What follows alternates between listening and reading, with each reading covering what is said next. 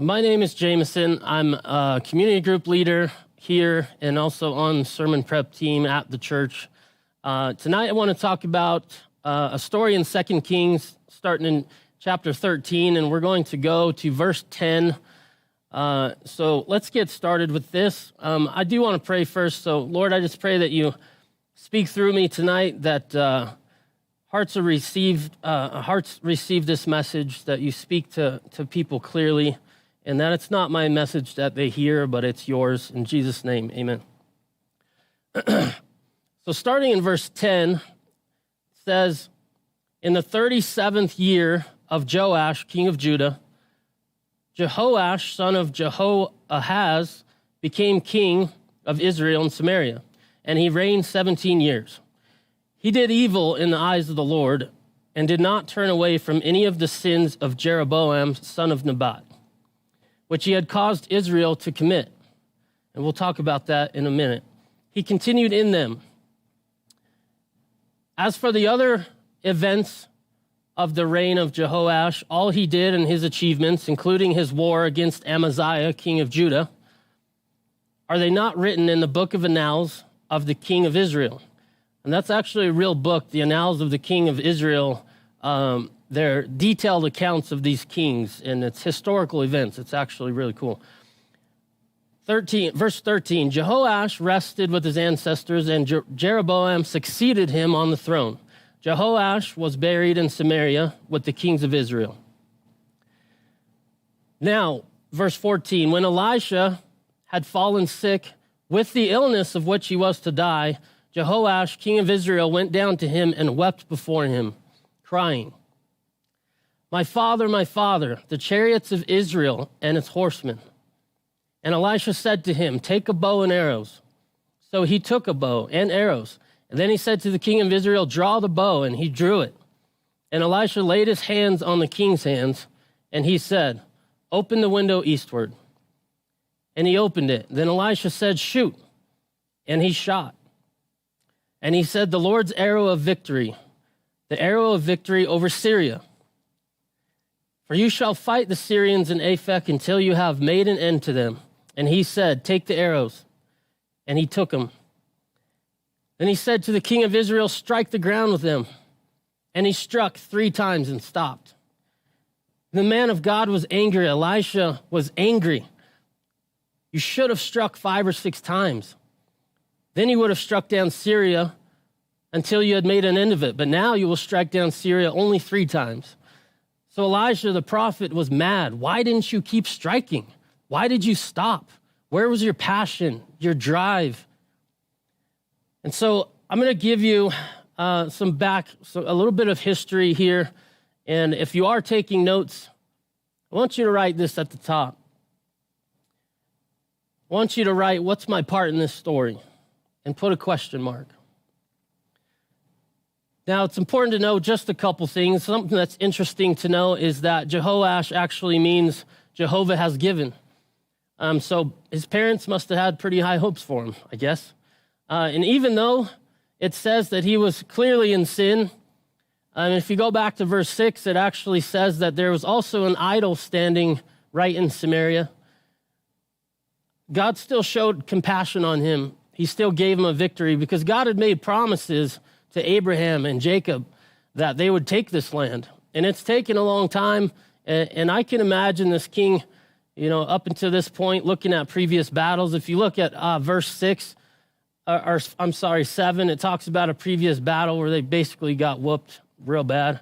And so, I think just some information, and I'm zooming past a lot of verses. Hopefully that'll inspire you or give you some just places to go and read on your own. But this king was known as a fighter. It talks about his achievements in battle, and the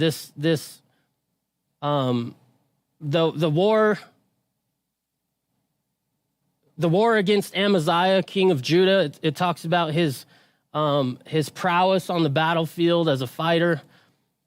But like I said, he was living in sin, and that sin happens to be that they were building temples. In this age, this is about 800 BC. Okay, and that's important because the laws were still in effect. You had to follow the law. And the law was, for this, pertaining to these scriptures, is that they could only worship at the temple. That was a law. And the temples were in northern Judah. Well, at this time, they had separated from northern Judah, and this is southern Judah. And so the kings, prior to him, started building their own temples. And they even had this pole. It's called the Asherah pole, and it's a goddess. It's a female goddess, so it's an idol that's just standing there. And so if you can just wrap your head around this scene, he's a king. He's got his people living in sin. He's leading them in sin. And there's a idol standing right there. And, we're talking about idols a lot lately. And so this one, and Chad had an amazing sermon a couple weeks ago about pleasure is my king and that idol.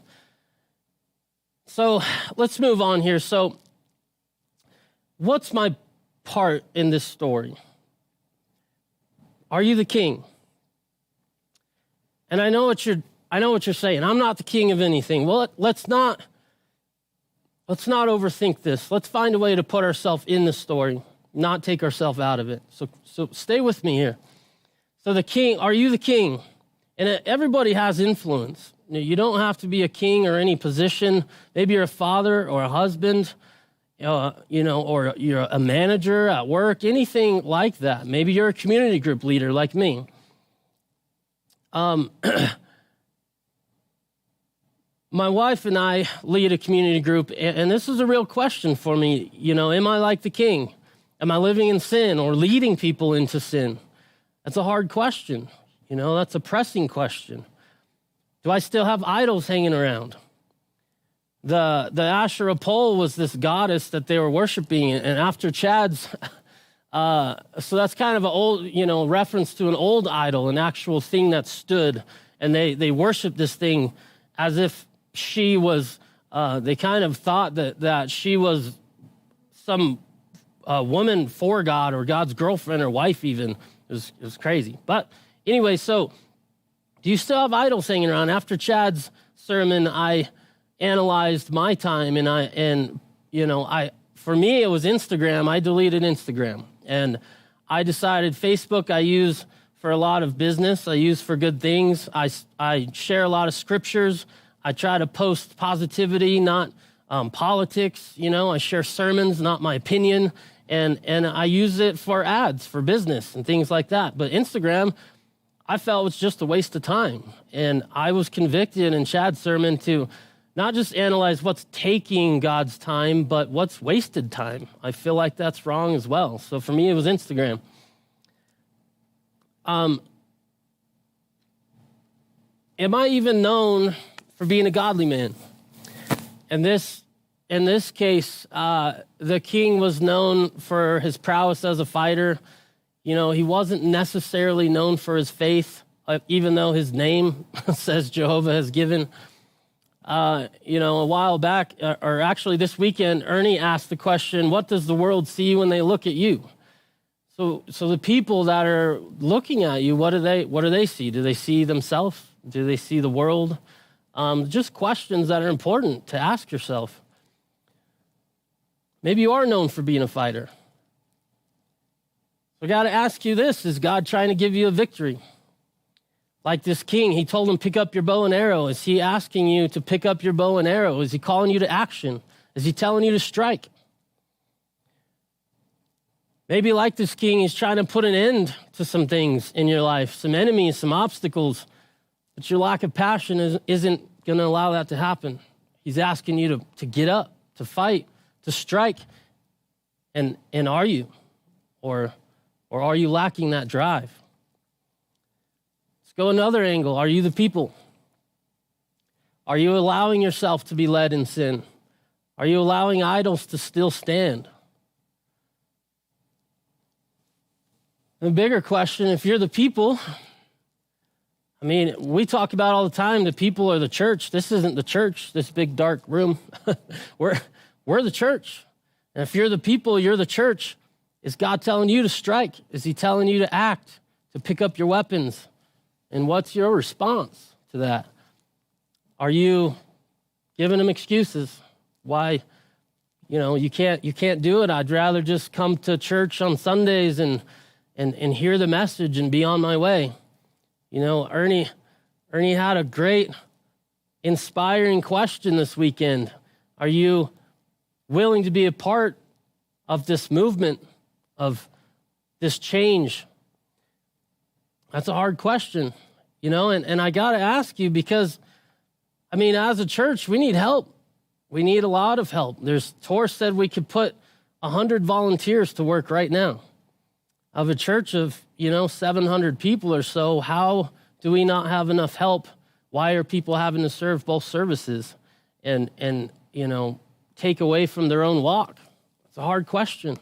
Where are we at on that, man? Where do you fit into this? Is God asking you to pick up your weapons, to strike? And Chad and I were talking recently. We actually met each other in rehab. Most of you know my story, and some of you don't. But I've been free from the chains of addiction for 3.5 years almost. Praise God. I got to challenge you, though. The only difference, between Chad and myself and Ernie and anyone else serving here is that some point along the way, we decided to give the God, the only God, the God that gave us life, and for some of us gave our life back, we decided to include him in the decisions of what we should do with it. So I just want to challenge you. What's God asking you to do? And if he's not, ignore what I'm saying, because I'm not God. And I wouldn't tell you to just get off your butt and do something, but I didn't write the Bible. So the church could put 100 volunteers to work right now. Just think about that. We need a lot of help. So let's move on. Maybe you're Elisha. Interesting story about Elisha is 1 Kings 19. God had called Elisha to follow Elijah. 2 different names, Elijah, instead of Elisha. Sorry. So Elijah was Elisha's teacher. When God called Elisha said, "Oh, I've got you, but hold on. I have something I have to take care of." He went back home. He was a farmer. He basically had a block party and cooked up all the oxen and fed the neighborhood. He burned down the plows and he left. He didn't leave himself a way back. Is God asking you to burn the farm? Not stop leaving a way back. I had to talk to some people right now. I'm going to talk to the addicts in recovery at Recovery Works, where I work, or Teen Challenge, or wherever you're at. Is God asking you to burn the farm? Are you leaving yourself a way back? Are you just running from the farm? Because if you just run from it, you're going to find your way back to it. Is God telling you to burn your way back? You can't just hide the path. You'll always find it again. Maybe you lost someone recently. I want to talk to you.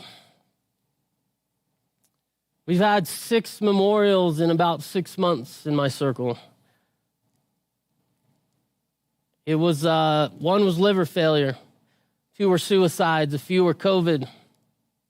I'm right there with you.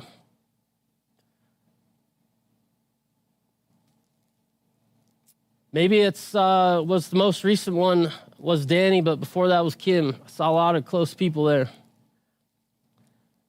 I just got to tell you, I feel like I need to tell you that God's really good at making a difficult situation look impossible.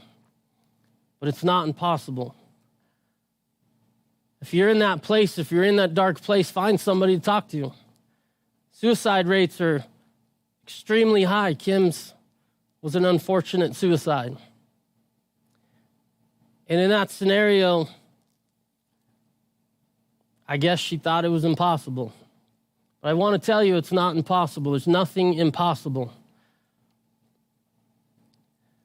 You might be wound up, in a knot so tight it seems like you'll never get out, but I promise you God can get you out. I promise you addicts burn the way back, man. God's power is real, and there's a life out there for you.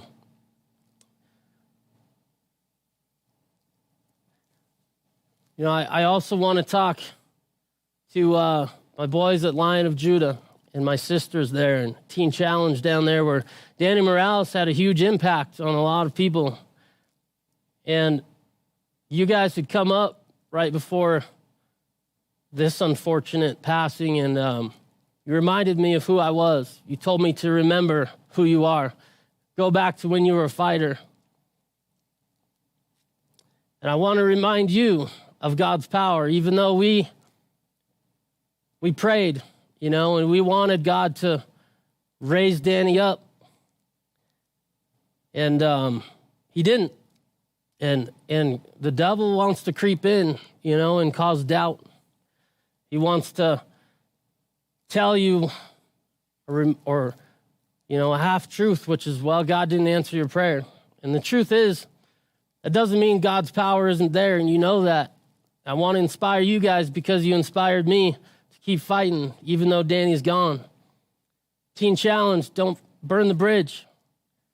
Stop leaving yourself way back. Stop thinking you can just quit this recovery thing that you're at. It's not just a hat you can try on.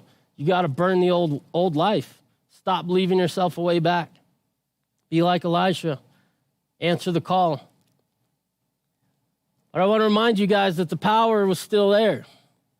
The power is still there. Even if your prayers aren't being answered, maybe you're going through it right now. Maybe you're praying, but God's not answering those prayers. Well, I want to tell you that God's ways are higher than ours. We don't know the answer.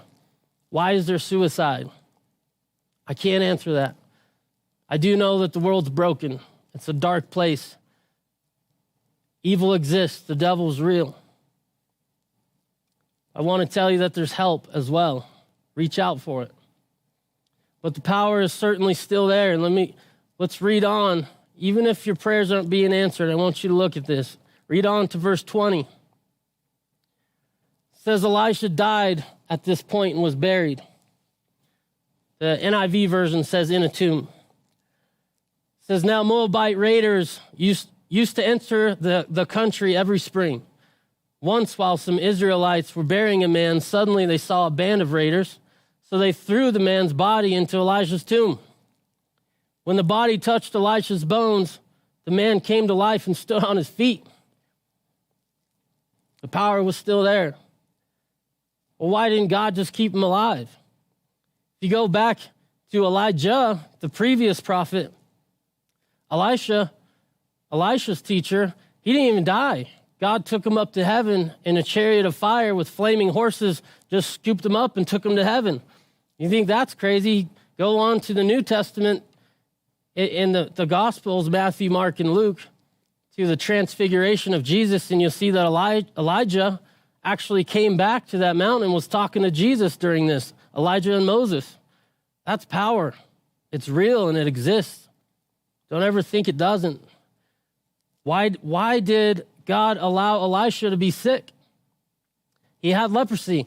Elisha healed somebody of leprosy already. I think it was a king. He told him, get in and out of the river 7 times. And on the 7th time, his leprosy was gone. And yet, God allowed Elisha to have leprosy. So why? Matter of fact, Elisha even raised someone from the dead. He laid on him twice, which is strange, but he laid on him, got up. He's like, you're not alive yet. Laid it back down on him a second time, got up, and the guy rose from the dead. But why did Elisha have to die? I don't have the answers to all that. But I do know that God's power is still real, still there. And if you're struggling and your prayers aren't quite being answered right now, I want you to remember that God's power is still there. It hasn't gone anywhere. Maybe you need to go back to when you were known as a fighter. To get back up. Remind yourself of who you are. I want you to read John 16:7. It says you were given all things needed for life and godliness. You know, when I read that verse before, I kind of focused in on holiness maybe, or, righteousness, but The God of the Bible is a warrior. He's a fighter. And if I have all things needed to be like God, well, I'm a warrior too, and so are you. Maybe he's telling you to pick up that weapon again. It says you've been given all things. The weapon that, in this case, that God chose for Elisha to pick up, it was already in the room. He'd already been trained with it. He was known as a fighter. Some of you might have to just dust that weapon off, but God has already given it to you. It might even be inside of you. You might need to get inspired. Remember who you are. All of you from Lion of Judah need to remember the power is still there. And God's asking you to strike. Church, God's asking you to strike. Addicts, God's asking you to strike. If you're in darkness, God's asking you to strike. And keep striking. Don't stop striking after 3 times. Keep striking. Strike until you're dead. Till you can't strike anymore. Till God tells you to stop. Till the victory's won.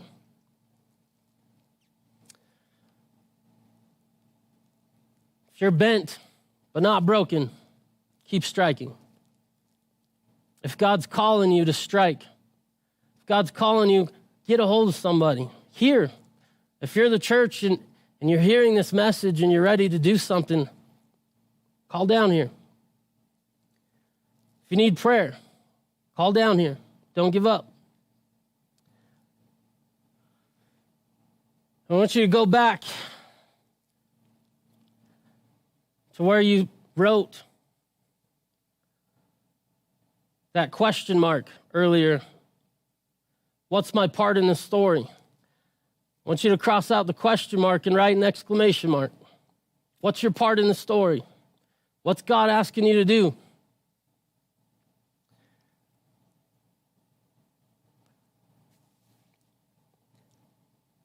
You know, the power of God it's pretty amazing. And we go through it sometimes, and nobody said it would be easy. But if God's calling you to strike, pick up those arrows. Pick up something right now. Pick up something. Grab the remote. Start striking it until it blows apart. Grab your arrows and strike.